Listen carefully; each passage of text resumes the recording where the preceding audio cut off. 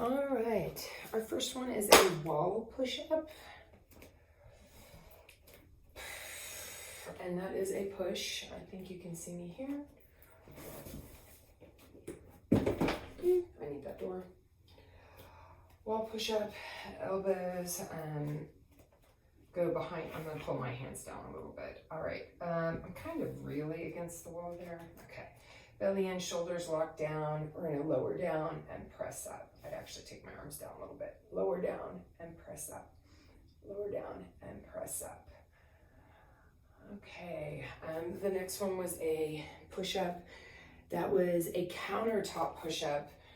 There is a bar right here that you can't really see me, but you can see it from the back side. If I went up under my tippy toes, this would be more like a counter push-up, right? Elbows down and back, allowing for the body weight to get heavy through the underarms, right? Through the serratus, belly, not much tension through the feet, but definitely allowing for a balance point. Belly pulled in, and then we have a floor. And we do want to utilize this like an actual push-up instead of the, okay, that's just gonna be weird. Instead, so you would disassociate the body, right? Allow for it to completely relax. You pull the hands underneath, belly in, and go ahead and flip the toes, lock the shoulders down. I'm gonna take it out a little wider, and then push up from there. My belly was not pulled in very much during that. All right, so you disassociate the body, right? Go back to crocodile breathing, pull in, lower the shoulders down and back, get heavy underneath the underarms, and then pull the belly in and press up. That one was a little bit better. Neck in line. So that's your push-up. Let's do a pull with a bent over row that's also including a hinge. So I want to make sure that the butt is going behind you. You're allowing the weight to go in the heels, elbows pull in super tight. Elbows are actually behind the back, long neck. I almost feel like you've got double chin in a way, right? Without getting a double chin. And you'll, we want to do a row. We're going down, letting gravity, pulling straight down, and then pulling the elbows back while keeping the shoulders down and back. So if we're rolling forward here, we're negating the actual pull muscles, right? Just shoulders down and back. It's good to like just have your arms hang for a little bit, actually let gravity do its job, then get heavy through the belly, the underarms, and then pull the elbows directly back and really trying to squeeze the shoulder blades towards each other with a good hinge. And our next one is the door frame hang. Now I'm gonna do, actually, I can reach up to here and you can't see me very well. I'm a little nervous about this molding, but allowing for the body to hang, getting a good stretch through the lateral sides of the body, and then being able to pull up through the chest. It's going to pull the belly. Yeah, this molding is not going to hold. And allowing for it to hang and then pulling the chest up. So we'd call these scapular pulls, but allowing for the body just to hang down inside of itself is a really good thing to learn how to do, because we don't really allow for the pull to happen through the back, right, while the lateral sides of our body are stretched out. So that was really good. Okay, so our hinge, we're doing wall taps for these guys, and I'm gonna do them up against this wall. I've been working on these. I can get about a foot and a half off the wall, right, to start. Right, so I'm still a karate chop at the hip kind of gal. I'm allowing my butt to go back behind me and then coming straight back up, right? There is no butt wink at the top. It is literally a coming to plank at the top. And after about 10 of those guys, I can step forward about, 2 or 3 inches. Of course, I always do the little, okay, is it still there? Karate chop at the hips, allowing the entire body to go behind you. I step forward way too much.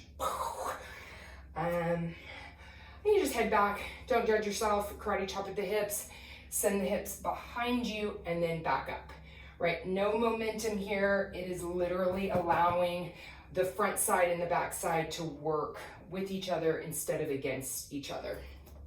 Okay, butt taps. And then we have a squat, door frame squat first. Okay, this once again, I was coming out here. I get about a foot and a half from the opening. See my husband pass by here in just a second. Foot and a half. Walking your hands down is always a good thing. Oh guys, you can't see me. I'm gonna get a little closer so you can see my back. Okay, I should have a natural curve of the spine even at the bottom, and I'm allowing the body to stay the same width from the door frame, right? Allowing for the knees to pull back without really having to think too much about it. Now, I've been working on my squats quite a bit, so those actually look pretty good for me. I don't have a 2x4. I really don't have anything to set my heels on, but I'm gonna lift my heels up a little bit, and the whole idea is to be able to squat, keeping the hips stable, keeping the natural curve of my spine, right? And that was totally a bar squat there. And here is my heels down. Not as good, right? It's always a little easier to do a squat when your heels are up, okay? I mean, these are challenging for me right now, right? These do not look awesome, and I know that, right? That's okay. And okay, so our load and carries actually have these little suckers. So I realize not everybody has the luxury of having these guys, but this is what my form looks like when I'm fully compressed into a load and carry, right? My back muscles are engaged. I have a natural curve of my spine. I'm not over rounding, right? I'm allowing my butt to be my butt. Whew, heart rate goes up immediately when you're lifting up. These are 19 kgs, right? Shoulders down and back. And as long as I am walking, right, I need to be able to try to keep my shoulders, that was a little crossover, nice and stable. All right, so I'm gonna hinge these down, keeping the weight as close to the shins as possible, and then hinge back up. All right, the last one is get back ups. I'm gonna close this door, and close this door, getting down and getting back up. Here we go. Get down on the ground. Lay flat and get back up.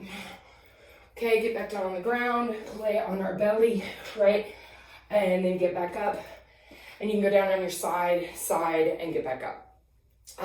Lots of different ways to do get back ups. I didn't write down exactly what kind you needed. So there are some really basic ones. Okay, that's it.